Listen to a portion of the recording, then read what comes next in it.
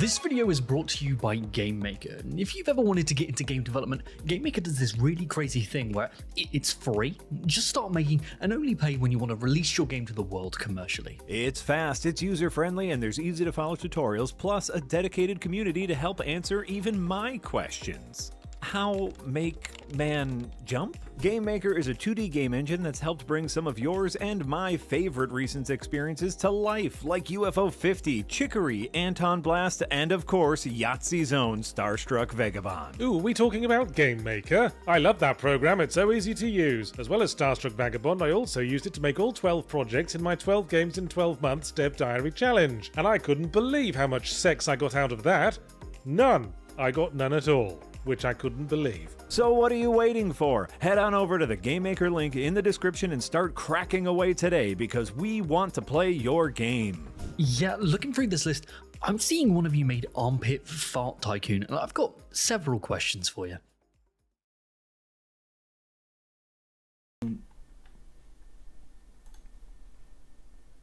Well, hello everyone, and welcome back to Firelink Podcast, episode number 63 for Thursday, April 17th, 2025. Marty Sleever here, joined by Casey Wosu, Nick Calandra.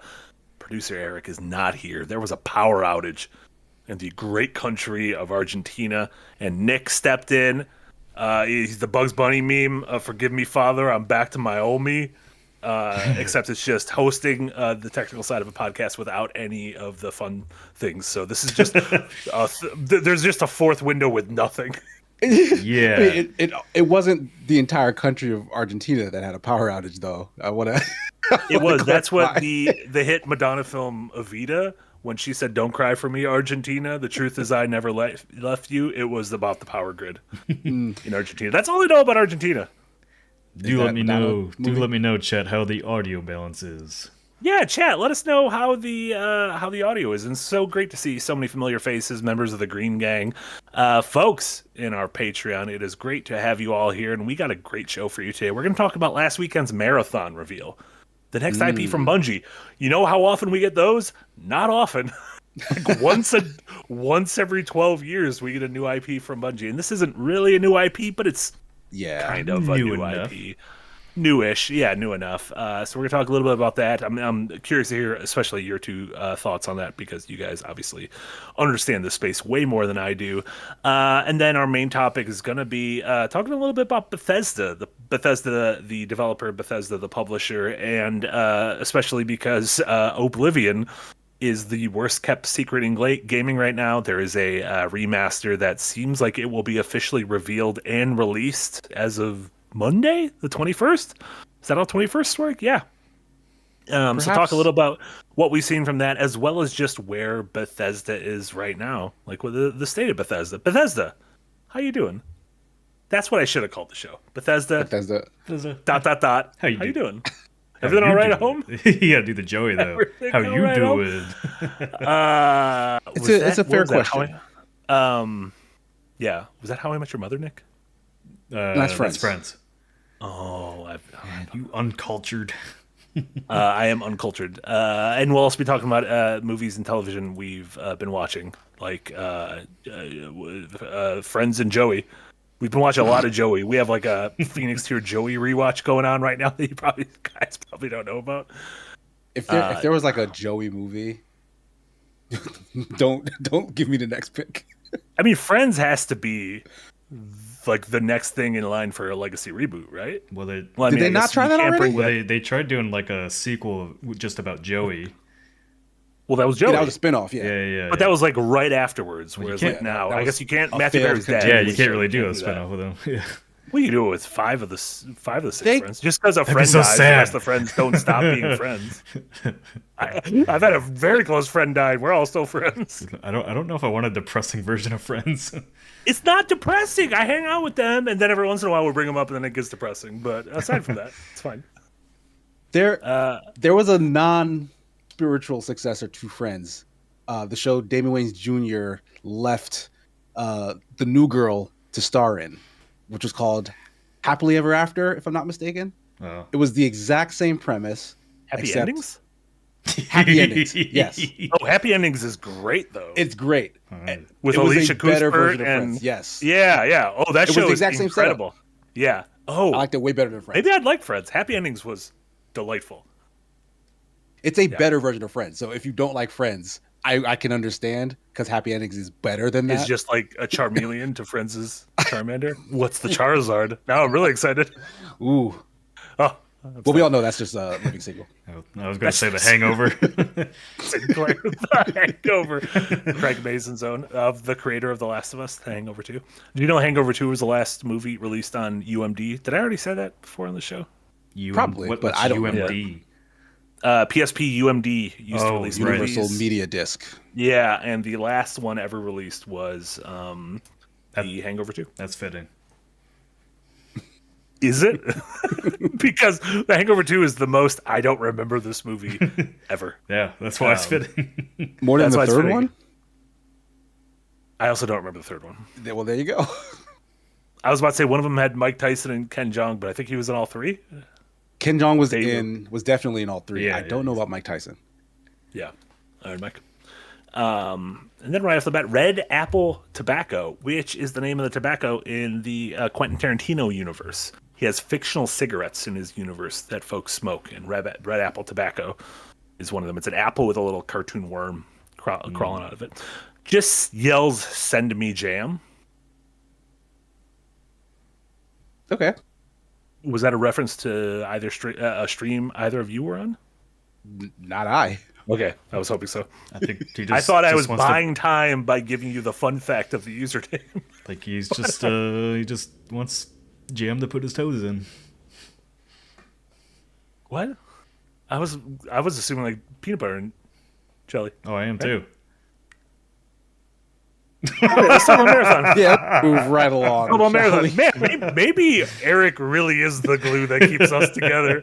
Oh, it is. Things are going to fall apart really quick. You didn't even say really bad 10 minutes. You didn't even say it was going to be a good show at the start, did you? No, I knew it wasn't. If I'm being honest. Like, I knew Eric being here and me rolling in literally like 90 seconds before we started was not a good sign for any of this. But the reason I'm late will be explored later on in the show. Let's talk about Marathon now. Yes. So, because life ain't a track meet; it's a marathon. Marathon was revealed over the weekend. This is the newest shooter from Bungie of Destiny and Halo. Ever heard of them? This is coming out September 23rd. It is a multiplayer-focused PvPvE extraction shooter, which are things I'm not 100% sure I fully grasp the definition of.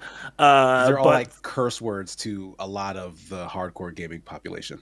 Yeah, it also feels like it might kind of be like roguelike to where it's like, well, what does this mean? Like, okay, you said that, but what are you actually doing with it? So, I guess right off the bat, Casey, you saw the some of the reveal. What did you think of it? I think it's pretty. That's to be expected from Bungie. But it was a surprisingly lackluster reveal. In all honesty, like there's so many shooters like this that have been revealed in the past couple of months that have had shades of the same aesthetic, of the same gameplay, that have come and gone without leaving a trace, that it's honestly surprising that a studio like Bungie that has so much flair for their kind of like gameplay reveals and gameplay ideas and their art direction to come out with a thing after all of these things have come out and completely fade into obscurity in like the same way. Like that was honestly kind of shocking to me. Like, even though I know people were down on the idea of this to begin with, I thought that Bungie at the very least would have some level of flair and excitement to inject into it so that we would at least get the premise of, hey, this is a little different. This is from a team that knows shooters inside and out. And here's what you can expect that can get you excited about our version, our take of this thing. And everything from that trailer and reveal kind of just fell super flat to me. Like there was more gameplay shown afterwards that did seem more interesting. But that initial trailer, I thought was kind of a bomb. And just for folks who might not know, like Casey is our biggest modern Bungie fan, I would say. You play the most Destiny. I think you're our biggest Destiny fan. Played the most Destiny, but like want a Bungie shooter. Like you're looking forward to a Bungie shooter, and of course, Nick, Nick, the franchise I associate with you is Halo, so I feel like your true love lies at the roots of Bungie. So what did you think, and do you agree with Casey? Yeah, I mean, I'm not like overly hyped or super excited for Marathon, but I'm not ready to count Bungie out yet because like the extraction genre has really taken off in the hardcore space for FPS games. You know, Escape from Tarkov, Arena Breakout Infinite, Delta Force has an extraction mode. But it hasn't hit the mainstream space yet. And if you remember, like PUBG, I don't want to like butt in, but like I there's probably people who don't know, and I kind of wasn't joking. Like, what do you, when you call something extraction, like what does that mean?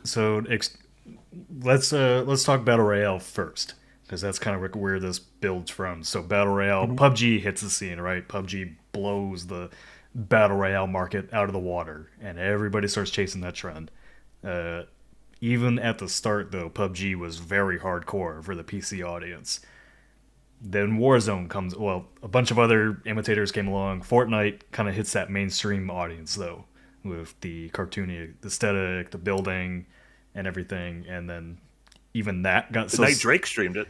Honestly, that's what in my mind, the turning point for Fortnite is when Drake streamed it with Ninja. I was like, oh, okay, never mind. This is like mainstream. This is a mainstream game now. Yeah, and then you have Warzone, which is also very sweaty, but also very mainstream, right? So the extraction genre doesn't have that. And an extraction game is you usually go in either solo or with a squad of like 3 or 4 people, and you are going in and completing a bunch of different objectives on the map. So going after like outposts or raid bosses, or finding like certain items on the map to unlock like different door level security doors, that kind of thing, and trying to collect as much loot as you can and then extract with it. And essentially once you extract with it, you sell a lot of that loot for money, which allows you to go to vendors and buy new equipment to take into your next match. So there's like this loop of going in, risking it all, coming out with a bunch of good stuff, selling it, going in with more expensive stuff, risking it all again. But what are you like risking? Like you risk your entire, like you have an equipment log that you put together. So you know you're risking everything: your weapons, your armor, your health packs. Are you afraid of AI enemies, or are you afraid of other humans? Both. There's both. This is both. So that's why, like, when some people online are like, "Oh, this Marathon's only launching with 3 maps. That's not enough content." Well, the extraction genre is like built around like having one big map and learning that map and learning where things are and learning where to play strategy. So I think, you know, a lot of people that maybe are writing off extraction so early haven't really played them and understand why that loop is addicting.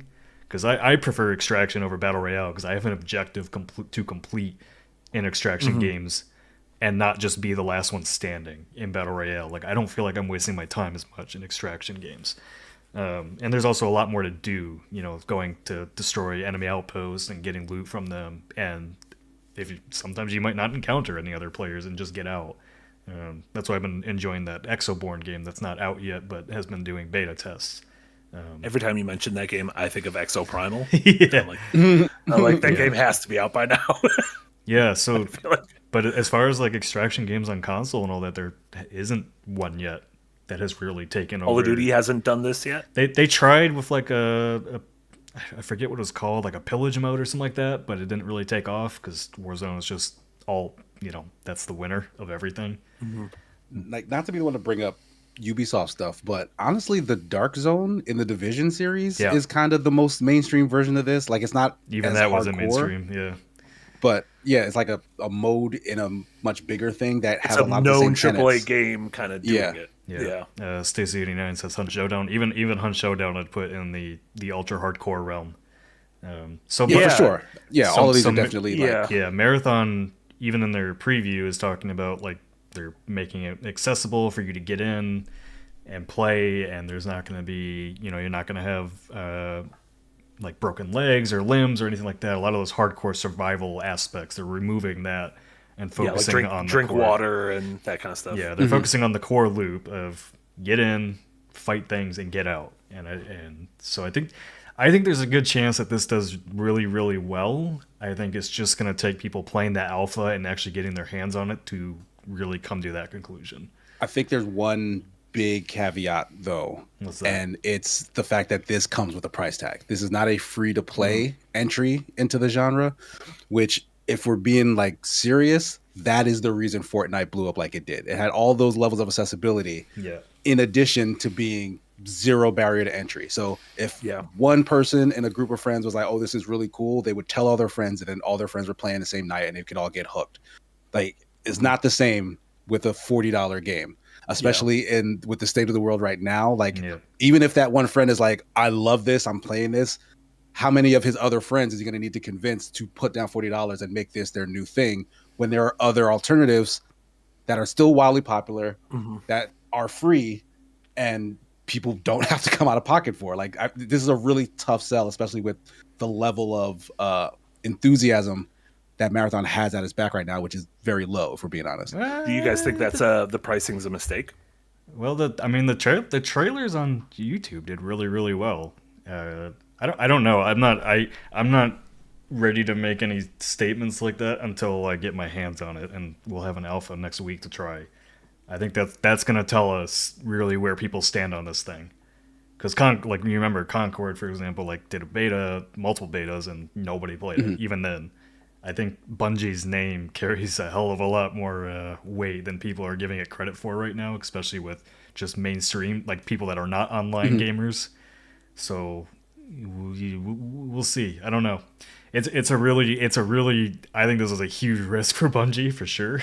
Yeah, for sure. Because like at least Destiny, if you don't want to play PvP, you have all the normal WoW style missions, everything to do. This, if you're not into extraction, then you're not in, and that's the part that worries me. It's a big risk, but it's also one of those games where I think when this went into development, Bungie thought they'd be storming the beaches of multiplayer gaming on PlayStation along with every other studio. They thought it would be Saving Private Ryan, where the doors fall down and a million guys come out. But they're the only ones coming out. Like, every other guy died on the boat or made it one step out like got gored and took a bullet to the head. It feels like this game is incredibly important for a thing that does feel like kind of risky and kind of like, well, this shouldn't be all your eggs in one basket kind of thing. This should be your, we want to do this because we think it's something cool. I don't know. Casey, how do you feel about that? No, I think you are very right that this does feel super risky. And like they're trying to serve two goals, right? Like, this game has the whole live service ambitions of Sony that they've long wanted and have continued to fail to achieve. Like, the best, closest that they've gotten has been Helldivers. But this was supposed to be their golden goose in that field. And like, it feels like just such a last man standing situation. So they have to hedge that bet, because if they put this out for free and get just zero return, then they get nothing whatsoever. They have to, at the very least, put this out for a cost to recoup at least some of what they put into it. But again, like, that could have the effect of pushing people away. People won't try it. And like, for a multiplayer thing, you need bodies in the servers. Like, is this a thing that they're going to offer with at least the PlayStation Plus subscription to try and feed more people into it? I don't know. We haven't heard anything about that. Feels like PlayStation Plus to me still feels less like, when something's on Game Pass, I'm like, oh, it's on Game Pass. And when it's on PlayStation Plus, I'm like, oh yeah, I guess it's also on PlayStation Plus. Like, it feels like there's a definite difference in terms of the excitement for the audiences of those things. But it still wouldn't help, right? Because unless they were like, hey, it's also on Game Pass, but like, I don't know if that's a thing that they'd be willing to try and do with Microsoft. I don't know. I would not be surprised to see this like be a PS Plus game, and then if you, I hope so. Yeah, I think that would be a smart way to launch it. Yeah. But they also, made that mistake with Concord, not doing that. This also, maybe that should have been free. Like, it's also tough. I do think like the way you were describing the genre, as it feels like it's kind of, even if you're playing casually, everything is kind of sweaty, because I do think your Fortnites and your Call of Duties, they hinge on, some people just want to unwind after work and kind of zone out, and like maybe they're like 3 beers in, or like fucking half an eighth, and like they don't want to be like, oh, I played bad and I ruined, my team is mad at me now, as opposed to like, oh, I died in Call of Duty, whatever. Like if the rest of your team is literally like, we worked for an hour and we lost this shit, that kind of seems like something that's a little sweatier than the normal, normie online gamer. Yeah, well, I mean, Warzone and Fortnite are extremely sweaty and do exactly what you said. It just upsets you when you lose. So, yeah. I think Fortnite has other modes, so like it can do both. So it has that advantage, which is why it's probably that much bigger than Warzone, even though Warzone's super big. But like Fortnite is in a class of its own because of the fact that it's just so versatile. This does seem like it's appealing to a very specific market with the hope that it's going to break open a much bigger one. Like, oh, people just don't know how good this is, so let's give it to them. Let's show it to them in like the most easily digestible way we can, so that now a much bigger audience is hooked. Yeah. And so far the sales pitch does not seem to move in that, like it feels like they came out of the gate with just a big whimper, and that's worrisome. Yeah, I'm not against this idea. Like, I want to try it out. I'm a fan of Bungie. I would hope that this does really well, that this does break open like a big new genre or whatnot. But all the signs kind of don't point like that right now. So this seems like they're on the back foot, if anything. Yeah, I think my biggest thing with the reveal was like, it just didn't feel like anything new from Bungie. And, Destiny felt new, what they were trying to do with that, where this feels like now they're playing catch up, and that's part of the AAA nightmare right now, is they're always playing catch up with things that are big in the indie space already. They can't keep up. So I think what it's going to come down to is like, clearly they pulled a lot of stuff from Destiny into Marathon. Like, just looking at the trailer, it looks like it plays almost exactly like Destiny. And I also really like the cinematic trailer, I will say. Yeah, if they can, the cinematic trailer they aired was really, really good. Nice little short film. One of the issues with a lot of the extraction games right now is, I would say, like, the people like the loop of taking on the AI enemies, but I would say in most of the extraction games I've played, they are not very smart, and it's just kind of fodder for you to do to go get the loot. If Bungie can like make those encounters really fun to play, where it's not just worrying about getting killed by PvP all the time, but actually make attacking an outpost or whatever fun for the player, then I think there's a more unique selling point there. But I really do think like this is just something people have to get their hands on before we're gonna have any idea of how it's gonna do. Yeah, because I can't think of any extraction game that's like done well in like previews or trailers. It's like those types of games you just have to get in and feel the adrenaline of what you're playing. And I did like, as clearly the most novice shooter person on this panel, I did really like the aesthetic, and I did like that cinematic trailer. That being said, the aesthetic, I feel like I was like, oh, that's neat, I like this, and then everything they showed was that same aesthetic.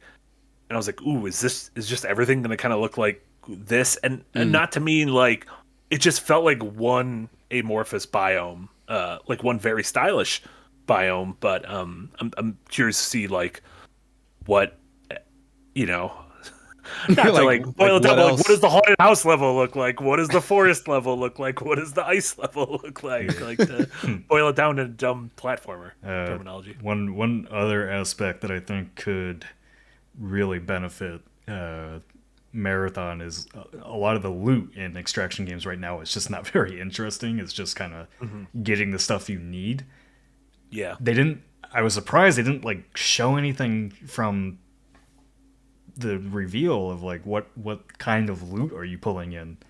And if like they do bring in kind of that Destiny gun system with all the uniques and exotics and all that kind of stuff that you can find, that is something that would excite me, because like, oh wow, like I, you know, 1 in 1,000 chance to find, you know, this special weapon out in the wild. That's cool. But yeah, I don't know. I don't know. Get people coming back. I know. Already, our audience specifically will not give the slightest of shits about this game, but no, Yahtzee told me it was his game of the year, an early front runner. It was the first time he's ever been hyped about a video game. Yeah, he's very excited about Marathon. But yeah, we'll have a lot more. You said the open alpha is It starts on the 21st. Cool. So yeah, hopefully we'll get into that, and we'll have some more impressions after we get a chance to play that. But moving on to our main topic, the worst kept secret in gaming is, as we mentioned earlier, the Oblivion Remaster of the remaster of Elder Scrolls 4, which was the big 360 PC and then eventually PS3 game back in 2006. Apparently, it is getting a remaster that may be officially revealed and released as soon as this Monday, the 21st.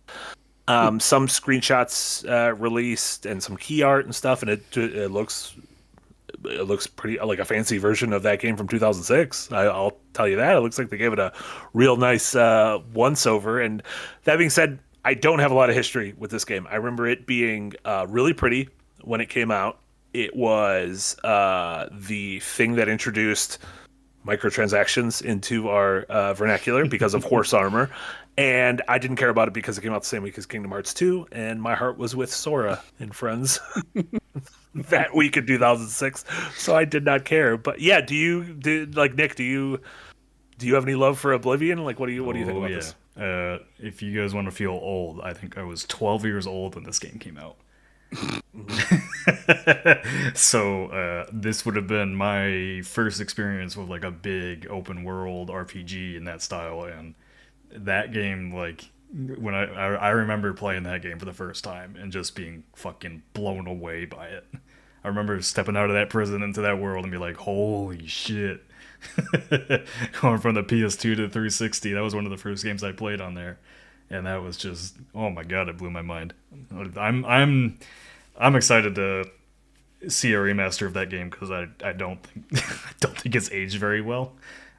No, this was an incredibly early. This was like 6 months into the Xbox 360, and it was jaw dropping at the time. But it was also a very early 360 game, so you could imagine that, like, visually, it hasn't aged crazy well. So being as young as I was, I hadn't played anything like that before, because I grew up playing Halo and Nintendo, Smash Brothers and all that kind of stuff. I think that would have been my first like really big experience into an RPG of something like that. So I'm excited to revisit it, because I remember I probably mainlined the story. I probably didn't do a lot of the side activities because I don't think I understood exactly what I was playing yet. It was all about gates, right? It was like gates to hell. Gates to hell. Yeah.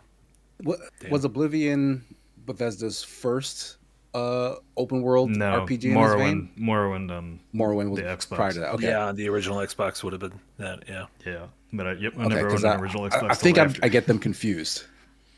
Sure. Did you play Oblivion back in the day? No, I never touched Morrowind. Never touched Oblivion. It was Skyrim. That was my first Daggerfall too. Yes, taste correct. of that. Oh, Daggerfall never came to consoles, so it doesn't matter. You're talking about a PC game that never came to consoles. Doesn't fucking exist. What do we care?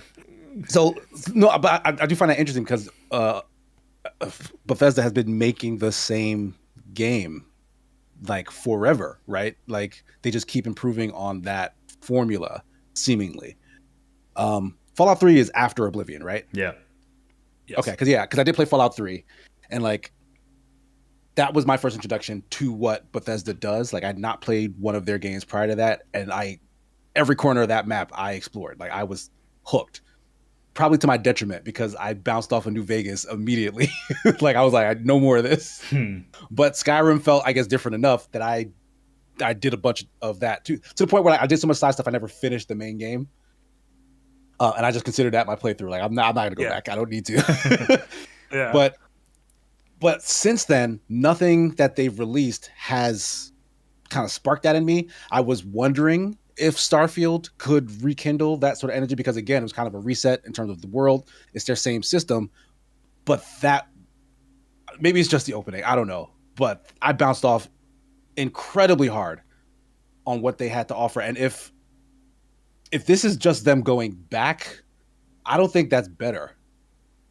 Like if you're into this, then maybe, you know, folks are gonna like it. I don't think anyone experiencing this for the first time is gonna be like, oh, this is why everyone loves this game. You know what I mean? I think these systems feel dated now. Yeah, sure. We don't know like what they're adding to changes. it. Yeah, we just know visually. Like that's the things that have leaked. I do know what could anecdotally, they do, in all honesty. Well, anecdotally, I do know some people said like, oh, the quest design and the quest variety was way better in Oblivion than Skyrim. Apparently, people said like quests in Oblivion had a lot of character to them. Like you'd pick up an item that was a cursed ring, and like the ring would like fuck with you in your inventory. Yeah, that's like, the prevailing opinion of like all Bethesda games up until Skyrim is like that Skyrim is kind of like you can go anywhere in the world, but your quests you're all kind of doing the same thing. Yeah. Screaming at men on mountains. Yeah, Morrowind is like the game everybody wants remade because the quests were so bad. So I mean, quests were so good. So, yeah, I think you're a little bit off base of them making the same games forever, because they used to make games that were much more RPG heavy in story and everything. And as Skyrim kind of became popular, they went for scale over quality, where you know they really hit that hard in Starfield, unfortunately. But I mean, this is still a game that they released already. Like, is this going to be including new quest lines? No, I don't think so. The stuff that's so isn't them. This is sounds like Virtuous. The Metal Gear Solid 3 Delta. What are these folks doing? They're one of the biggest studios in the world. Time machine back to the mid-aughts, and we're like, we're gonna remake all your fucking games. Just everything. They're actually one of the biggest studios in the world. Like they're a huge, right? They're a huge support studio. They're massive. Yeah, sounds like they're like trying to like kill some of the folks they're supporting to be like, oh no, we'll take over from here. Yeah, we'll make the next Silent Hill. Don't worry about it. Some of the quality of life changes did leak though. Like they talked about a better combat system with better blocking and better stamina management, which was a big problem in the original game. I remember that. I know they're modernizing archery, how archery worked. A lot of little quality of life features that should just modernize it enough. But I mean, there are so many people that never experienced Oblivion because gaming just wasn't as big back then. So actually, I do think people are going to see like what Bethesda used to make in Oblivion compared to Starfield and Fallout 4 and Fallout 76, and people are like, "Oh, I like this much better." Yeah, I mean, if the quest design and like story stuff is that much better, then yeah, introducing that with the improved mechanical stuff probably will work. I'm just of the mindset that like I assume they got better at this over time. so I don't like, I'm not excited about going back to an earlier version. I think you would be surprised at how well like the quest and mission design of Oblivion age compared to its later games. I think you'd be surprised by it if you try it. This is not a gotcha question. Why are you talking about this excitedly when every time Nintendo announces a remaster, you wanna like put their head in the fucking? Cause it's gonna be on Game Pass, bitch. I'm gonna pay $80 for it. That is a good point. Yeah. Like this is much more accessible. I welcome every and all remaster. I'm like, bring me all your old games. Fucking change them. It's fine. I'll steal all the old copies. I still think it should be a law that if you're going to release the new version, the old version has to be on there. I have to be able to hit a button and just play the old version of the game. Whether it's Resident Evil 4, whether it's Dead Space, whether it's any Nintendo game, I should be able to play the original version. When I run for Senate, that will be my the thing I focus on. So that'll be fine. Before I want to have a bigger talk on Bethesda as a whole, and before we do that, a couple of super chats came in. Eric earlier and when we mentioned that he is the glue guy, the show said, "I will save the stream for future pay increase requests." That's wise. That was very wise, Eric, of you. And then Nordic, thank you so much for the $5 dono. Thank you, Nordic. The Dark Brotherhood Assassination House and the Gray Fox quests still stick out to me so many years later. Gray Fox, he's from Metal Gear as well. He was the ninja. Gray Fox, yeah. I don't know. I probably wasn't a crossover. Probably just another man. But yeah, are those? Those don't mean anything to me. But that sounds good. The Dark Brotherhood quest, and I remember the Dark Brotherhood quest in Oblivion. That was interesting. Yeah.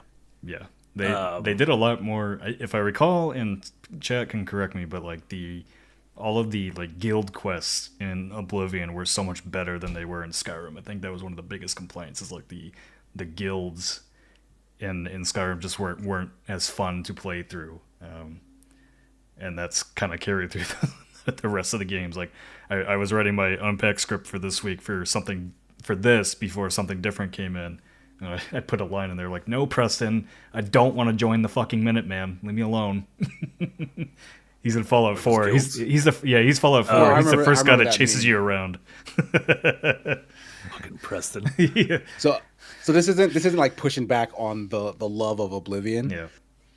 But I like, as someone who just follows the history of like games and games media and like the perception of games and whatnot, this is not a narrative I've heard.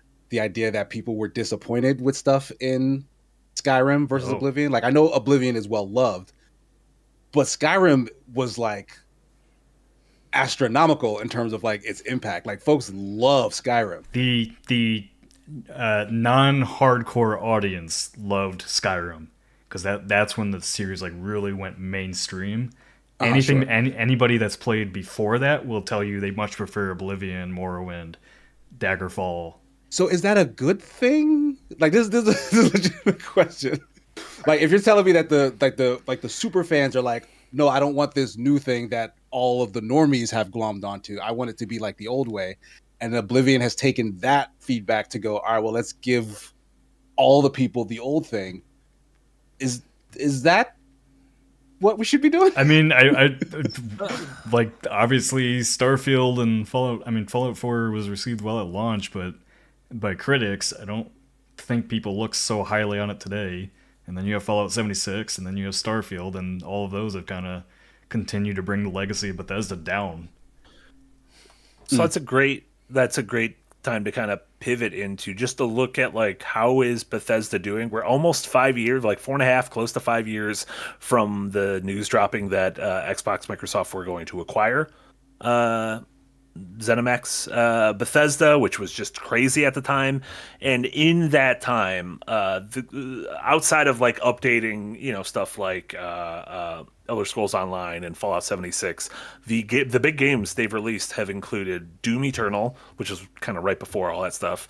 But then since then, we've had Deathloop from Arcane, Ghostwire Tokyo from Tango, Hi-Fi Rush from Tango, Redfall from Arcane, Starfield from Bethesda Softworks, and then Indiana Jones from Machine Games. Yeah, and we're on the precipice of Doom, The Dark Ages, coming out next month, and then we know Arcane has a Blade game in the works based on the Marvel IP. There is an Elder Scrolls 6. We saw a mountain. Maybe they're putting things in those mountains. We don't know. And they should be making more Fallout. Probably. That show is really big. What if you had a new game ready for the next one? Or a big expansion to 76? Or something. Yeah. Yeah, what do you, like, Casey, what do you think about Bethesda right now? Like, that game, the list I had there inside of Microsoft, that has some, like, a handful of games people were talking about as, like, Game of the Year contenders the years they came out. We should make the distinction between Bethesda Softworks, the developer, and Bethesda, the publisher. Yeah, I gave the developer after every after every game. Bethesda is kind of the umbrella to id and Arcane and Tango, which doesn't exist anymore, but we'll talk about that. Well, they do exist again. Yeah, they're with not under them. Yeah. But yeah, Casey, what do you think?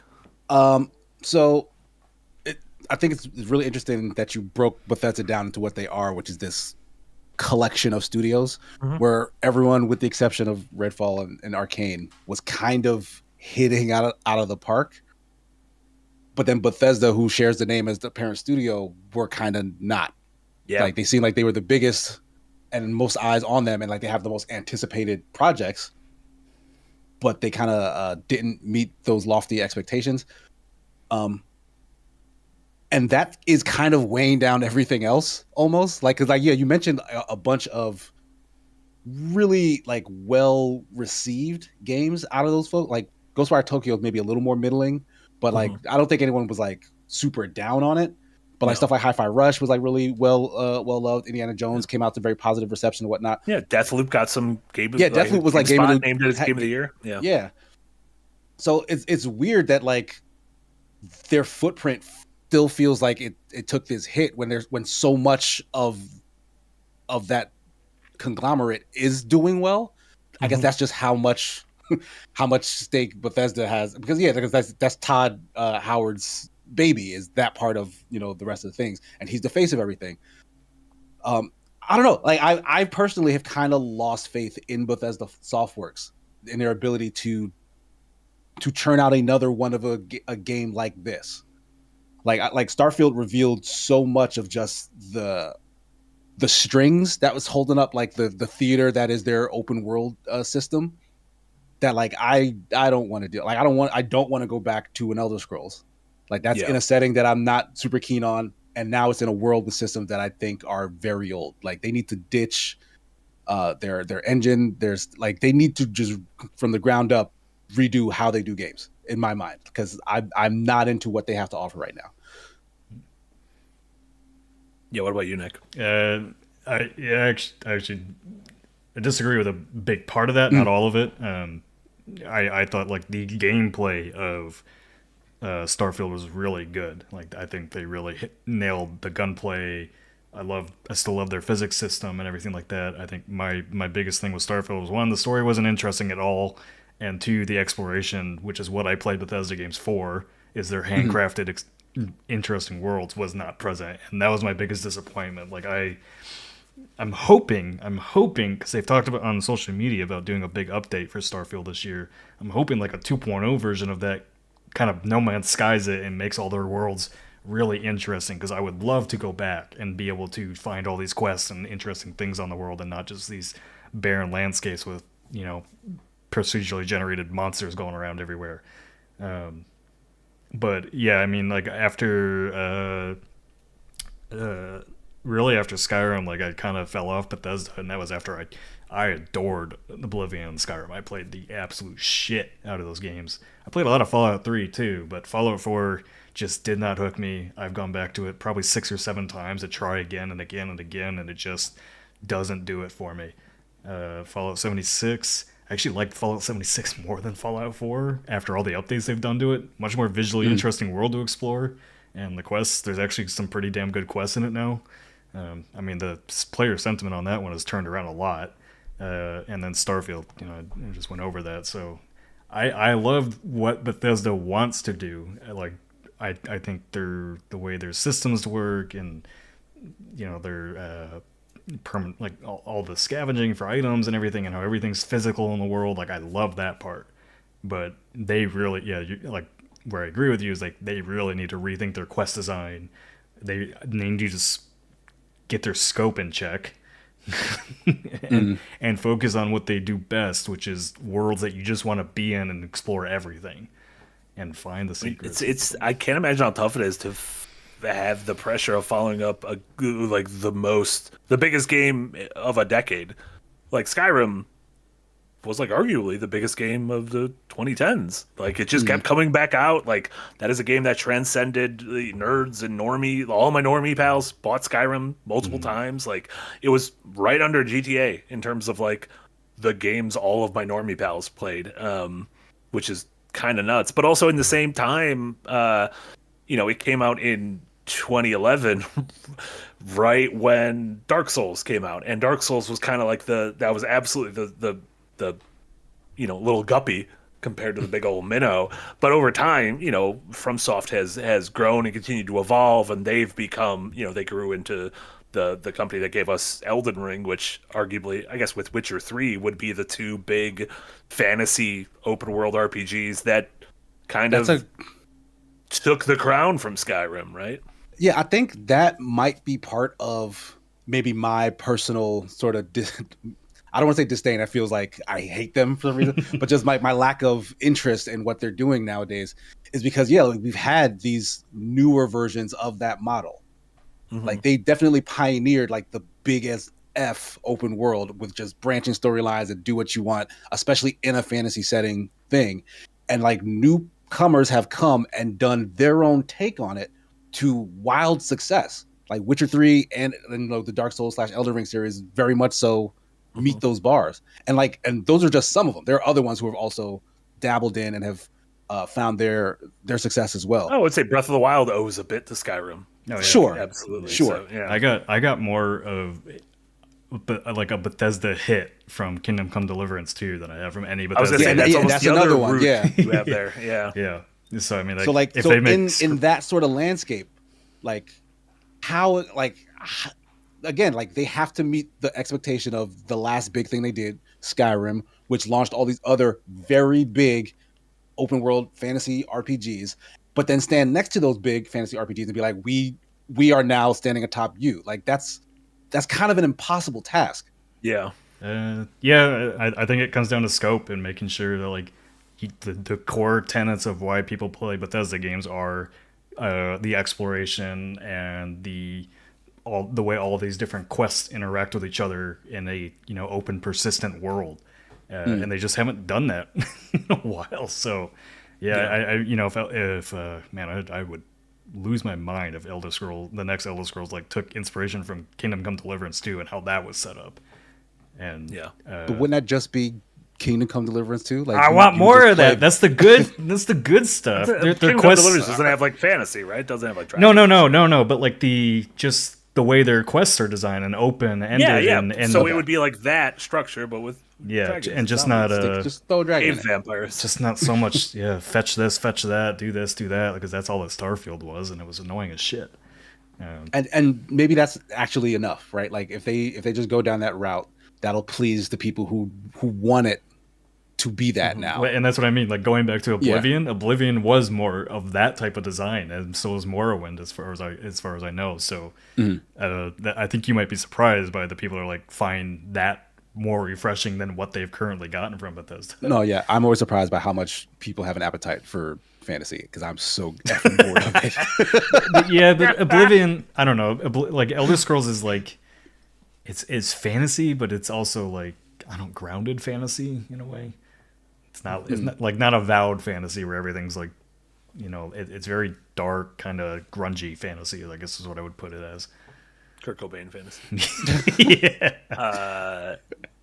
It is, and we touched on it earlier, but it is funny that while Bethesda was kind of having their struggle to reach the previous highs that they had as a studio, as a publisher, a lot of those aforementioned companies like hit their peaks during this time, like Tango with Hi-Fi Rush and Arcane with Deathloop and like id. I'm fucking stoked for the next Doom game and everything. So and then Machine Games, coming out with Indiana Jones, which just I think came out today on PS5. Which if anyone has a PS5 and did not play Indiana Jones on PC or Xbox, highly recommend it. It was a great game. One of my 10 favorite games of last year. I like it when he whips people. I think it's neat. I think more characters should be able to like whip a gun out of someone's hand. Did that awaken something in you? I'm just saying whips and chains excite me. Every time he whips somebody in Indiana Jones, you just hear him from outside of his house going, "Oh yeah." Oh yeah, this is it. This is the good stuff.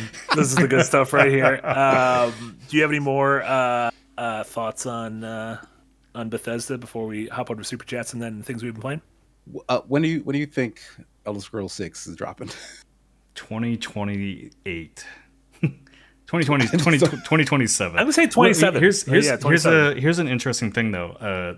The remake or remaster, whatever the fuck it is for Oblivion is being built on Unreal Engine 5, which again, that was something they talked about before, that they couldn't do it on a different engine. Like, it just wouldn't work because of all the persistent items in the world. Like, when you drop a cup in the north part of Skyrim and you go away and you come back, it's still there, right? Like, they've talked about that's a big reason why they can't move from. That's dumb. Who cares? Just fucking delete the cup. But that's but that's also like their characters and everything are persistent in the world in that way. So I'm very, very curious if it really works on Unreal Engine 5, and if Bethesda Softworks proper is maybe quietly moving off of Creation Engine 2, Unreal Engine 5, and using this as a base to learn from, because 343... I would find that very interesting, yeah. 343 is doing the same thing with Halo, right? They're probably remaking the original Halo on Unreal Engine 5 now to prepare for whatever's next in Halo. Yeah, it's an easier way to hire more folks doing that. But yeah, that'll be interesting to see. Oh, Pokemark says it's not built on UE5, but UE5 is a graphics layer. I don't know. How do you know that? I haven't heard anything about that. Pokemark, if you rearrange the letters, it's Todd Howard. Todd Howard. So they know what's going Todd's leaking shit here. Geldon with a $5 dono earlier. Thank you so much, Geldon. Said players' expected release order: Elder Scrolls 1, 2, 3, 4, 5, 6. Bethesda's release order: 1, 2, 3, 4, 5. 5 Special Edition, 5 VR, 5 AE. I don't know what that was. Even Advanced Edition, something, and then 4 remastered. But what if we keep going? Honestly, Persona's done the same thing. They hit 5, they're like, all right, everyone, let's pump the brakes. We got to figure out what's going on. We got something here. Get more 5s, but we'll remake 3. You kind of want to remake a 4. Final Fantasy gave you like 3 10s. Apparently we're supposed to get Call of Duty Black Ops 7 this year. So, damn. That might be. Wait, so it won't be? That's confusing. Well, we had Call of Duty Black Ops 6 last year. 6. So they're going straight from Black Ops to Black Ops? Yeah. That's Is Bill Clinton coming back? I don't know. No, this one's gonna be a sequel to Call of Duty Black Ops 2.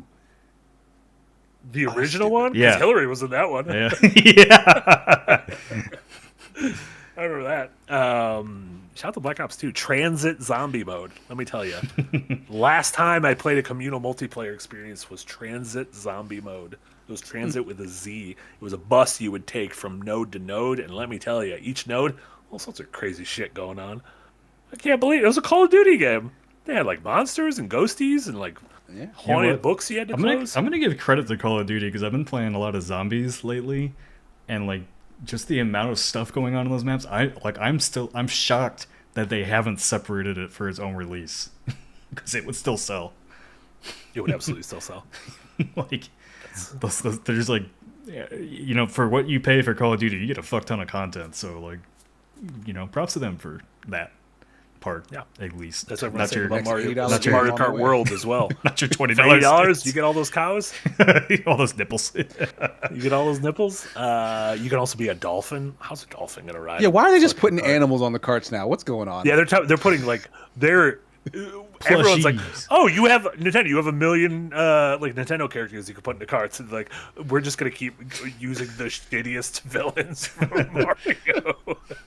You know that penguin from Mario 64 that everyone would just throw off the fucking map? Yeah, he's back and he's angry. He's very angry. Yeah, it looks great. S6, thank you so much with $10 said Tempest Rising is clearly the goatee for the subset of games that are A, an RTS, B, a Command and Conquer type, and C, released yesterday. Congrats, Tempest Rising. S6, I got good news for you. There's a very strong possibility that we will have a Tempest Rising video ready for you in the near future, featuring one of the people on this podcast, and I promise you it's not me or Casey. I promise you. Me? With every fiber of my being. Game? It is not me or Casey. Yeah, I believe Nick and Jamate recorded a video about Tempest Rising that hopefully y'all will see in the near future. And again, if you want us to cover RTS games, the Sweaties, the 4Xs, better the show up and fucking watch it. Yeah, you better show up. If you want us to cover the 3Xs, just come up to me. Let me tell you. I'll cover porno all day long. I don't care. I don't care one bit. Covering what, Marty? Yeah. Man, Oh my God. he's got whips and covering. Oh, That boy. took me aback so much. holy shit. It was like a counter that took out my entire health bar. My brain stopped, and I was like, I lost the rat battle. Grandma, you gotta pick me up. And then Ben Lilburn, thank you so much for $5 as well. Oblivion, I fell into a burning ring of fire. Fallout, I kissed a ghoul and I liked it. All right, Ben, I want you to do these with every game series now. I would read all of them. We don't talk about Katy Perry though, because she went into space and spent too much money. Is she still there? No. She's back doesn't to matter. the It's not ground. real space. It's none of it's real space. Doesn't count. I still say. And then Peter Parkersoul with $5. Thank you so much. I haven't played Call of Duty in years, but I drop $80 for a Call of Duty zombie collection with all the modes and maps from World at War to the latest COD. Yeah, that'd be worth the money just to have a. How the fuck have they not remastered Nocturne Toten yet? The original map. That's because everyone just wants Transit. No. The one I played. Transit, it was with a Z though. That's why people want it. That seems like something they should do. They probably will do, like a break glass in case of emergency kind of thing. We're about to go bankrupt. Call of Duty Zombies. Fuck, what do we $80, do? everything. Go. Yeah, exactly. Let's go over to what we've been playing. Nick, what have you been playing or watching? You can tell me. We're not gonna yell at you. Yeah, since we chat literally just brought it up, I have been playing Tempest Rising. First RTS game I've played in quite some time, and let me tell you, if you like Command & Conquer 3 Tiberium Wars, it is just that and modernized. Like, literally, you could replace everything in this game and you would get Command & Conquer 3 Tiberium Wars. The Tempest is Tiberium. It's the resource you collect. What style of RTS is the Command & Conquer series? Because I'm not very familiar with it. Base building, resource collecting, style military. If you like future weirdo conflicts with weird antagonists that they did live action cutscenes with. They still Mark do that? Hamill was Yeah, is Tim Curry in this one? No, there are no live action cutscenes in this one. Oh, dang. Yeah, that was one of the things the IGN review pointed out. I was like, man, we just don't have a Kane in this one. Kane was the big bad in a lot of the Command and Conquer games, and it was all live action cutscenes, and he was like a character you could really care about. And we'll love to hate kind of character. So you've liked what you've played so far? Yeah. I've been kind of really just getting back into strategy lately. I think it might be the genre this year that I kind of get hooked on, where I find a new genre each year. I think this year actually might be strategy for me. So I really I played a lot of the old school RTS, well, not old school, but I guess old school for me, but RTS games growing up. So your Battle for Middle Earth, your Halo Wars, your Command & Conquers, your Empire Earth, your Rome Total War. Never really got an Age of Empires or anything, but as you'll see in the Discovery Q video, my main objective is to just build a giant army and just roll thunder through everything. And that used to work when the AI was dumber. It does not work so well these days. Oh no, AI too smart. But it's a very refreshing kind of streamlined RTS that's not overly complex just for the sake of the genre. And yeah, like everything about it reminds me of Command & Conquer 3 Tiberium Wars, and I loved that game. That game was on PC, but it also came to consoles, and it was like one of the first, I think, that came to consoles that was like really simplified for controllers, right? Yeah, I remember EA put a lot of work into simplifying the controller for the 360 gamepad. So, I really like it. I definitely plan on actually continuing to finish both campaigns in the game. There's a good campaign and a bad campaign. You got skirmish modes, you got your multiplayer. Why would you play modes. the bad one if you could just play the good one? You know me. I'm just bad to the bone. Oh, I thought that was a good one because they were bad. You're not bad to the bone. I can't imagine you on a motorcycle. This is riffing off that super chat. But yeah, been playing that, and then the other game I was playing. What did I put in the document, Marty? I kind of forgot already. Do you not have the document open? No. Before you jump to whatever else is in there, I'm just curious. Okay. because I've bounced off of RTS forever. Yeah. It sounds like you were big on RTS, took a break, and are now like refining it. I was like, I was big on RTS. I was never good at RTS games. Like, I mean, you enjoyed it though. You said, right? Like you were having fun, whether you were like good at it or not. yeah, you liked it. I did like the ones that where you build up bases and it's like a city builder mixed with real time strategy combat. Like stuff is coming for the cities you built, so it makes you care about them. Yeah, That makes sense. I mean, this isn't exactly like that. This is building up your base so that you can keep building a bigger army and feeding that loop. Empire Earth was more like actually building a city and then defending it and, you know, waging war and all that kind of stuff. But I know everybody in chat played the same way. Empire Earth, I just used cheats. One of the cheat is like all your base belongs to us and you get infinite resources and you instant build and just build a massive city, and then you set your rally point for your barracks and your like vehicle building and everything right at the other enemy base, and then you just keep clicking a button to keep sending guys there. But the AI can also do the same thing, so it's just a constant massive war in the middle of the map. I think all sports should allow both sides to cheat. Just who could cheat the hardest. I would watch a cheat version of sports. Like at least like keep That'd be really regular good. sports clean, but then just have this is cheat league. Yeah, the cheat league. Nick, the other game, I believe this is a game, was Nordhold. Yes, Nordhold. So this is a tower defense strategy game that I've been playing. That's also a roguelike, so it's hitting all those things that I'm interested in. And it is if you look it up on Steam, it is very simplistic looking at the surface, but boy, is that game like super deep. So essentially the loop is you have a village to defend, and you have workers that you have to assign to different areas to keep building resources so that you can keep building towers along the path that you make. So each wave expands the map. So you finish a wave and then you click explore and it opens the map up in different directions and you don't really know where it's going to go. And so you have to just keep building towers along that route. Every time you build a tower, the next tower is more expensive than the last.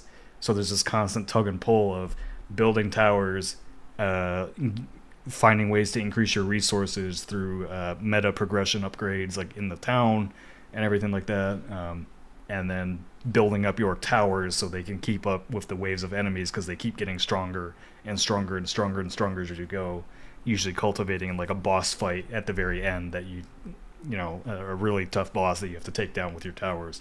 And then the towers like also like look simple, but they all have like different synergies that you can use based on the upgrades that you do and the towers you build. So yeah, it has been a stupid addicting game that I put too many hours into already, and it's ridiculously hard. Do you remember that game, Rift Breaker? Yeah. Is this similar to that in terms of the loop? Because it sounds like oh, you're building a base, and then that base is also like it's doing something to cultivate your resources, but it's also needs to be defended because there are things that are encroaching every so often. So it's like that loop, and you're also upgrading yourself because you can go out and fight those things yourself. There is no like you're not controlling a singular character like you do in Rift Breaker and going out and those resources. Gotcha. This is more of like passive stuff going on in your village. Gotcha. Okay. So like, for example, you start off with a certain amount of resources that you can upgrade through like roguelike progression. You get Valor, I think, and then you can use that to increase the amount of starting materials you get with. So you have a limited amount of workers that you can get, and so you have to assign them to the different stations. So like there's a gold station, there's a wood station, a stone station, a field station to produce food, and those resources, like basically you get a new set of resources after each wave that you can increase through either changing where you have your workers. You can feed them with beer and that increases output, which is kind of funny. Nordhold, you know, people like their beer there. And then there's like these outposts that you can build. Is Nordhold a real place? No, but Nordic people like beer a lot. Oh, I didn't know. I Yeah, just it's kind of Viking themed. Gotcha. NordVPN. Well, we don't have Eric to show us footage. I don't know That's what the fair. game looks like. Oh yeah. No, I'm looking at it on the side. It's kind of it's like Hexic. Yeah. A little Hell bit. yeah. Speakeasy says this is RTS or tower defense. It's tower defense, but it has like some elements of RTS where like you get some god powers and stuff like that. So yeah, really fun game. Not that expensive on Steam. And I've been working actually on a video for my personal channel about Nordhold that I'll have up soon. Nord. And then You just title it Nord, and pound at your desk as you're thinking of that. One of the other things you had down, which all three of us have down. Yep. We're not going to go into spoilers, but Daredevil season 4, or I guess season 1 of Daredevil Born Again, wrapped up 2 nights ago. Casey, how far? Because Nick, you finished it, right? I finished it. Yeah, Casey, how much have you watched? We won't spoil it. There's no spoilers. Yeah, because I had to take my my future mother-in-law to the airport super early in the morning, so I couldn't binge the last 2 episodes. But I got 2 episodes left. Oh, so you're at the point where it's like, oh, the real creators are back. I guess so. You haven't got to see those 2 episodes. Shit. Yeah. What did you think of the season up until the last 2 episodes? I am in. I like this direction. It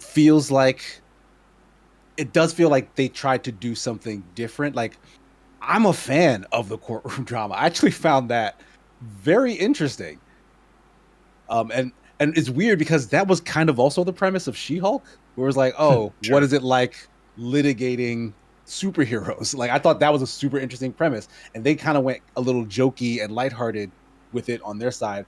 And Daredevil, as Daredevil does, was like, this is a very serious issue that we need to deal with vigilantism in the city. And like, I really liked that. Like, it felt different enough. So I would have liked maybe a couple more cases of Matthew Murdock having to deal with this sort of thing, and then the political ramifications of, Kingpin, who has a vendetta against vigilantes in the mayoral office and stuff. Like, I really, really like that dynamic. And it's weird that the old Daredevil stuff of him being this gritty crime fighter who's, wrestling with his soul, that feels pushed to the margins. And it wasn't as compelling for me. So I don't know if that's how it ends up ending, like where he kind of just goes full back onto I'm a vigilante man Daredevil again. But that's probably what I'm guessing is the case. And he leaves behind the stuff that I was actually really into. But like, I always loved the old Daredevil, so like that's not the worst thing in the world. But like, I thought this change so far has been pretty cool.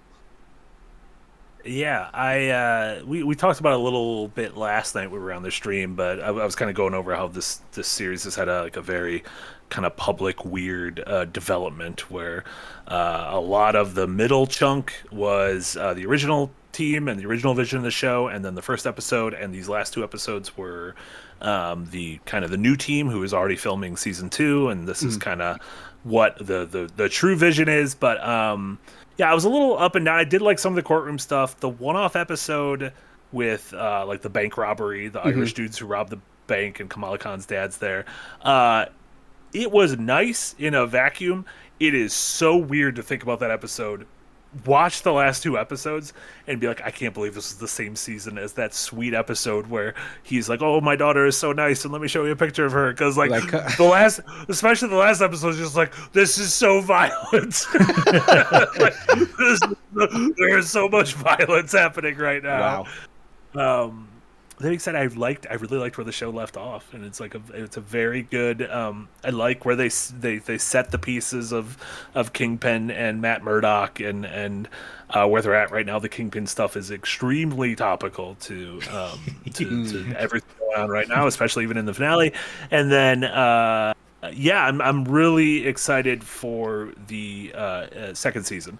Every second something bad happens in New York, though, I'm like, Spider-Man, where are you? We need you. Why aren't you? Yeah, that's you don't even have friends anymore. All your friends forgot who you are. Some of my all your friends forgot who you are. Go help these people. Things are not good down here. Yeah, some of my normie friends were kind of annoyed by that, and I just like, I wish they would have just kept this its own things separated from the larger Marvel universe. Because Sure. that does come into your head of like, is it really believable to have like this entire thing happen that I won't spoil for KC, but it's happening, and none of the other heroes are here to be like, hey, maybe stop that. It's also funny when that this is supposed to be in the same New York at the same time where the Thunderbolts is, which the Thunderbolts seems to be about a guy who's just like putting everyone in a shadow realm. that I can look at anyone, you live in the shadow now. Whereas like Daredevil's just like, oh, these cops are kind of racist. hey, come on, New York's a big city. Yeah, you can't. They can have Shadow Man over here and Kingpin crime over and there. crooked cops who are taking the wrong lesson from Punisher over here. I guess we'll have to talk more about it next week after Casey's finished it. Some things I like, some things I didn't. Overall, I enjoyed the show. I like I kind of said last week, I think it's the first, not the first, but the maybe more in my interest realm of like the first Disney Plus show that's not Andor that felt like a true like serial TV series, where the story actually went through week to week and wasn't just standoff episodes like Mandalorian or Boba Fett or any of that stuff. So I was happy with that direction. So I'm definitely curious to see like how well this is done for Disney and like where they go next with that kind of stuff. But yeah, I like it's so topical to a degree that like it felt like they wrote it yesterday, and I don't like that. Not as in I don't like the show. I don't like it's just unnerving. Yeah, like how recent were these rewrites? Like last week? Because if how quick can you do post production on this shootout? Because it seems like you're talking about a celebrity figure who gains a level of political office to where he's then be able to just shrug off whatever a judge says, and it's like, it's fine. Yeah. We can just do extrajudicial murder, and it doesn't really matter. So. I do not like TV predicting our future sometimes. Leave that to Kojima.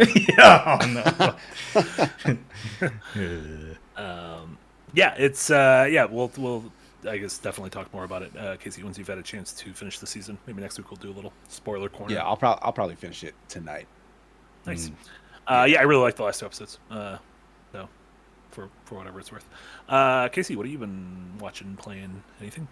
I am playing something, but I'm not actually sure of the embargo, and I'm not put a ton of time, so like we can save that for later. But I did sort of casually watch that Netflix series, The Residence, which was like a sort of whodunit in the White House. Yeah, Darren wrote about that on did he? Patreon 2 weeks ago, I think. Yeah, it's a Shonda Rhimes joint. I'm not. Oh, did we lose Marty? Oh, okay, no. We're back. I switched tabs for 1 second and I broke everything because I forgot I'm hosting. It's a Shonda Rhimes joint. She's the one who's written Grey's Anatomy and How to Get Away with Murder and Scandal. So like, kind of like she dabbles in like political intrigue. So this is like right up her wheelhouse. I really like her writing and I like her story crafting, but I am very much annoyed by her tendency to kind of melodramatize everything about the situation. Like these are already kind of like heightened situations, but she'll take them and make them kind of ridiculous in and of themselves. And that's very much what she does to the whodunit format in this, where it's like there is a mystery and it's a compelling mystery. And like it's a very interesting situation where this mystery appears. And she has a very quirky character who's at the quirky detective who's at the heart of solving it, who I loved. Like I really, really loved the portrayal of the detective in the middle of it. But like every episode essentially introduces a new possibility of who committed this crime. And they wait till the very end and try to juggle like 7 to 8 suspects and then have this honestly kind of super annoyingly self-knowing contrivance of how to spell it out to the audience why all of this could have happened, but then why none of this could have happened, and then here's who did it. And it's like none of that was satisfying. Like it got just so up its own ass in terms of like, oh, did he do it? Did she do it? Did they do it? It got way into the weeds. They could have kept it a lot more simple and it would have been a more interesting resolution, because like part of the joy of watching a whodunit is like guessing yourself as to who, like, oh, because of this, I think this is the person who did it. And like there were just way too many options, way too many factors. Literally no one could have guessed until the very end, like right before she said it, maybe, as to who would have done it. And like that just feels like cheating. Sure. Yeah, I know exactly what you mean by that feeling. Maybe that's harder to do in a TV series because like you need to elongate it over maybe 10 hours as opposed to like a 2-hour movie like Knives Out or something. Yeah, like Knives Out is a really good analog to this sort of thing, but that's, just 2-hour movie. Only Murders in the Building did it well for a while. I haven't watched the latest seasons. That's I haven't seen any of that. Oh, you would like it. Oh, it's actually pretty good. Yeah. Okay.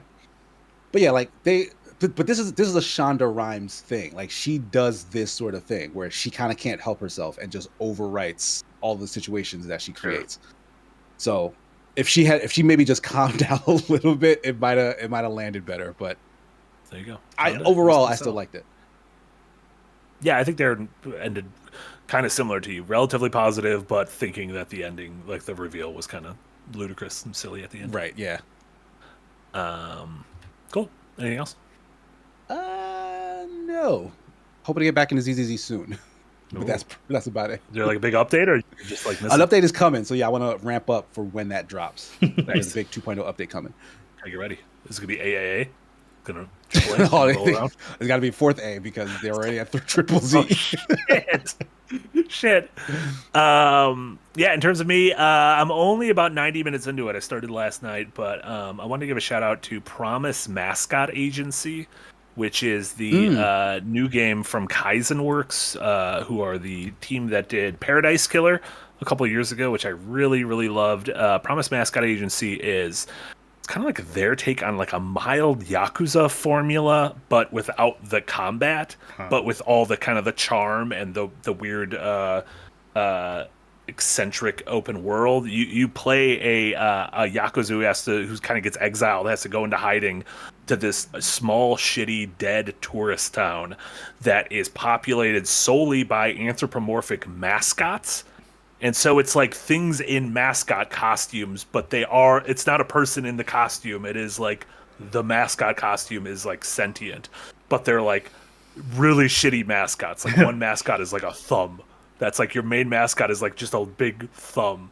And so you have to That's so weird. You have to run this mascot agency in this town. And so it is part like business development, part like small open world, going around meeting characters, doing weird side quests. It feels like tonally it feels a little bit like, almost like Suda and Swery kind of, but I think the humor is really great, and I loved Paradise Killer. If anyone played that a few years ago, I highly recommend that. So like I said, I'm only about 90 minutes into this. I'm excited to play more this weekend, but wanted to give that one a shout out. And then like I mentioned, the reason I was rolling in super hot here was because I saw Sinners. Which is the big movie this weekend, the new movie written and directed by Ryan Coogler of Creed and Fruitvale Station and the Black Panther movies. This is the period like 1930s Mississippi set the vampire action movie starring Michael B. Jordan as a pair of twins who grew up in Mississippi, moved to Chicago to make some money, and then have come back home to open up a speakeasy. And I won't tell you how, but there's vampires. And let me tell you, they're just ready to suck. They're trying to get drunk. They're trying to get drunk, but they got to be let in first. You can't. Someone's got to let you in. This movie was like the prototype popcorn. Holy shit! This is like. I know it's not summer because it's fucking April, but this is like the archetype summer blockbuster that I want. One of those things where it's a visionary writer and director where you could feel his thumbprint all over the thing. An incredible cast. Michael B. Jordan is amazing in both roles. Haley Steinfeld, Wumi Mosaku, she played like B-15 in the Loki series, like the one agent who was always after him. Yeah. Yes. She's excellent. Delroy Lindo. Lovecraft Country. Yeah. Which honestly, this reminded me a little bit of that as well. Similar feel, like old school Jim Crow era supernatural stuff. Yep. But there's the movie I thought was great. The 2 hours and 10 minutes like fucking fly by, and there is one scene halfway through that I will not spoil, but is my favorite scene probably in a movie in 5 years. And it's kind of like digs into the like power that you can feel from live music. Like if you've ever like seen music live and then like you just start fucking feeling something. This like, and I feel like anyone who's seen music live has had a moment where they're like, "Oh, this is like hitting me. This is hitting me in the way that like listening to an album can't do. This is doing something to me." And the way he visualizes it is one of the most incredible things I've seen in a movie, literally ever. Like I think it's just a top tier all timer scene people are going to be studying. But that movie's great. I think it's going to be the big movie of the weekend. Darren will be writing about it in his column tomorrow. Spoilers, he also loved it. So, yeah, definitely recommend. I haven't even folks, seen a trailer for this movie. I don't even know where do trailers exist now? Like, it's not been advertised a ton, but yeah, a trailer popped up on my feed, and I remember sharing it in my Discord with my friends and stuff. Mm-hmm. But not really much since then, because I was only just reminded, I think, watching a little bit of the rewind that it was coming or something. I think I saw a trailer during wrestling. So the problem is you guys aren't watching wrestling. You guys don't have your finger on the pulse of the road to WrestleMania. No, I don't. Saturday and Sunday, 2-night event. Oh, it's this Saturday, isn't it? I might Saturday and this Sunday. Wait, should I? Because I'm only going to watch one day. I'm not going to watch both days. Should I watch Saturday or should I watch Sunday? Sunday's probably like the one, because at least Sunday they'll like tell you everything that happened Saturday while you're watching Sunday. I'll watch Sunday. Yeah. I'll watch Sinners on Saturday. Sunday's like the John Cena one. That'll be John Cena then. You can see if he like shoots Cody Rhodes with a gun. That sounds like Cena. He's a bad guy. That sounds like what he might do. He's a peacemaker. Anything else you guys been watching? Yeah, I wanted to provide an update on Yellow Jackets because I think I was a little bit down on it last week. I'm not done with season 3 yet, but I'm getting there, and it's very much gotten. I think it starts off a little slow, but it's gotten really back into the groove of what I loved about the show. Talk about a whodunit show. Really does a good job. Yeah, wait him. That's you know what? Yeah, that's fair. Boy, this season. That's not a spoiler. That's literally like the opening episode. Yeah. It's like, oh, they had to eat someone. Yeah, I mean, the entire show is dark. This season has been much darker, but man, they've had some like really good like tearjerker scenes in it, and just the cast continues to be excellent across the board. It's like it's a cast that like. Man, it's one of those shows where you like want to have sympathy for the characters, but then they're all really fucking awful people, and you're like, I understand, but also fuck you, like. You're a piece of shit. Shades of Grey. I'm always a big fan. I don't know if it's so. There's some scenes where I'm like, that wasn't very Shades of Grey. That was pretty black or white. That was bad. But that was like, I mean, like Don Draper, Walter White, Tony Soprano, like they're bad men. Well, when you fucking Joel in The Last of Us. Yeah, when you get if you watch season 3, I think you'll change your tune. But yeah, somebody in the chat did mention Last of Us. Did either of you watch the first episode? Drew did. Yeah, I did. Yeah, so Marty, how do you feel about the changes? I thought it was great. We talked about it for a while on Rewind, but I still think the show is great. I think the production value is off the charts. I think the casting was incredible. I am curious to see how they adapt the just storytelling device of The Last of Us Part 2, because clearly the game is going to be split into 2, probably 3 seasons. They're going to have to change some things around just based on the core flow of the game, and very much from the opening episode or the opening scene of season 2 is with Abby, and Abby says her mission statement, and so yeah, I'm curious, especially this weekend's episode. Should probably be a humdinger, so I'm excited to see how they handle that. Did them opening with her mission statement work for you? Because like, I didn't like that as much. I kind of liked how the game handled it. I don't know. I feel like that's a thing. Like I almost can't judge until I've seen it in its entirety. Yeah. Like I don't like. It's hard for me to be like, what would it be like if I didn't know what was going on right now? Because I do know. Yeah. I don't. When I start, I'll be going in blind because I have not touched the game. So maybe you'll be able to see like. But I did have some. I do know some spoilers. George Lucas, I do agree. Show Dina is incredible. Isabella Merced, who played both Dora the Explorer and girl who gave birth to an alien in the last Alien movie. Yeah, she's really good. She's amazing as Dina. Really good. Yeah, I like Bella Ramsey as an actor. It is a little bit. I don't know how much I like her as Ellie. I think like she definitely gets the character right. I just don't know if like I don't know. There's some disconnect there. I think. Yeah, I think I'm kind of all in on him. I think Bella's great. Like is small, looks young. It is just a small human, even though they're 20 something. Like I don't know, but some people are just small. I don't know. I'll get over it. I'll get a bigger TV. I don't want to sound like shallow or anything. Like I think they did like such a good job casting everybody to like really look like their video game counterparts, and Bella just doesn't look as much like Abby, but it's fine. Like I still like it either way. Wait, Abby or I mean Ellie. Ellie. Yeah. Okay, gotcha. Yeah. I mean, Abby, Caitlin Dever is also an incredible act. I'm really excited for Caitlin Dever as Abby.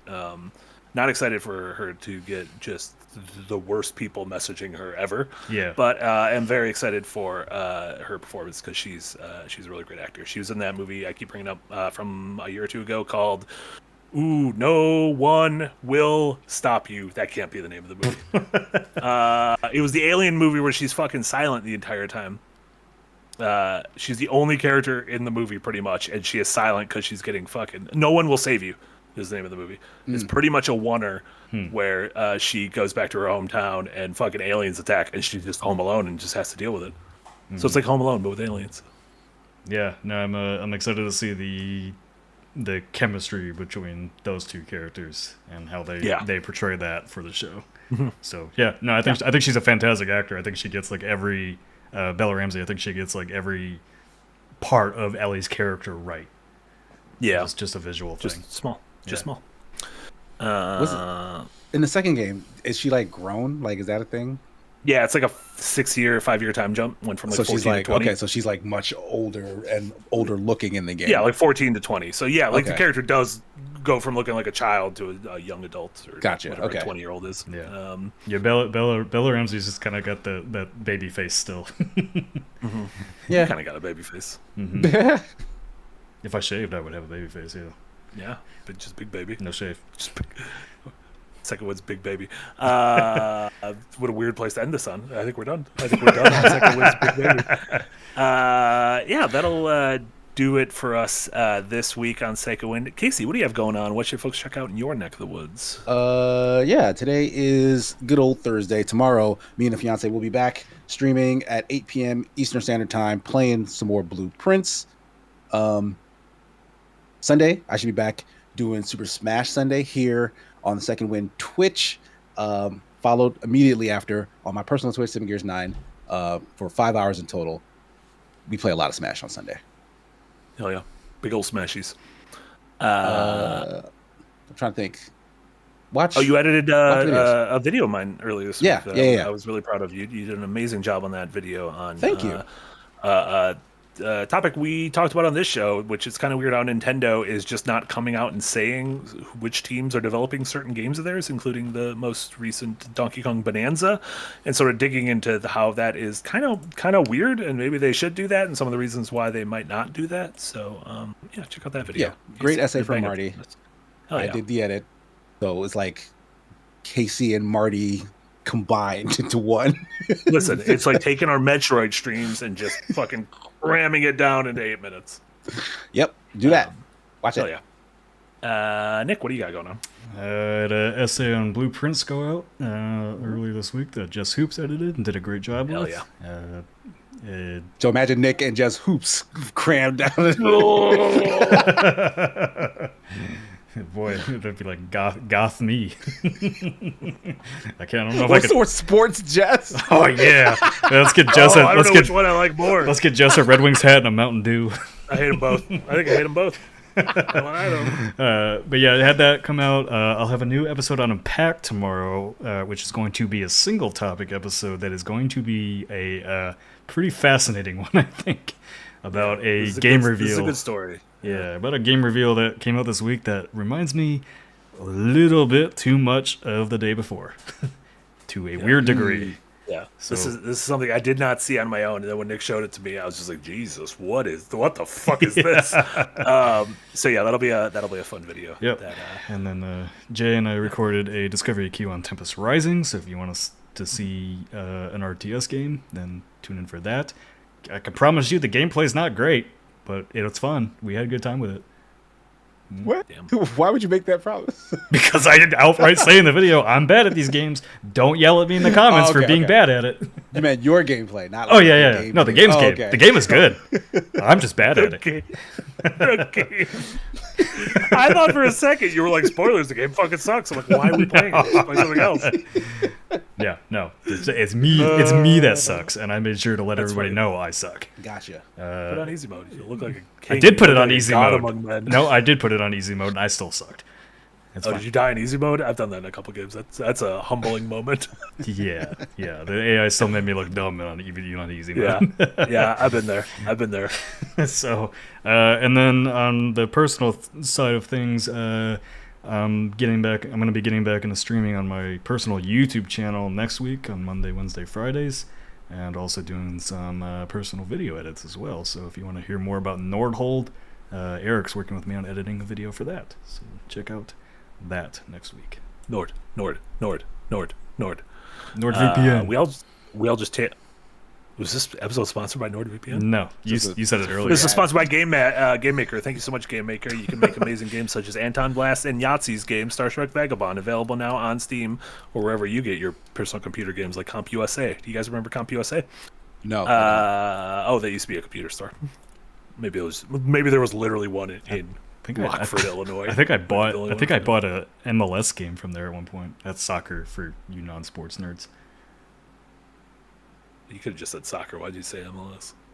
Yeah. Why did you say? Because there's Say FIFA. Nobody They knew made about a MLS game games. for Major League Soccer. Yeah. That's weird. See, that's why I said it. I just said soccer. What's going on there? But yeah, thank you so much, everyone who tuned in to this episode, everyone watching live on YouTube, so many members of the Green Gang, anyone listening on your podcast service of choice, and especially all those members to our Patreon. We appreciate all of y'all, and remember, at that $5 tier and above, you get all sorts of bonus goodies, including ad-free premium videos, as well as columns from myself and Darren every week, and all sorts of cool videos that are Patreon exclusive, such as Yahtzee currently reading The Lore of Mortal Kombat. Nick did an interview with Tonda Ross, the developer of Blueprints. We got a couple more doozies in the chamber for y'all soon, right. so appreciate all of you over there. If you're on Patreon, you'll have an interview from me with Abakar Salim next week. Awesome. Yeah. So tune in for that. So for Eric and... Oh, no. Eric is dead. Not for Eric. No, Eric's not dead. R.I.P. For Nick and Casey, and definitely not Eric. This was Marty. This was Firelink episode number 63. Thank you all so much. Have a wonderful rest of your evenings. We'll see you all soon. Bye, Bye, everyone. guys. Oh, yeah, I'm in charge of ending this one. Yeah, you have to. He was just gonna sit here and wait. I don't think I have the credit. I don't have the credits. Sorry, Just hit guys. the button. Bye, everyone. Bye. Also, remember to do write-ins next week.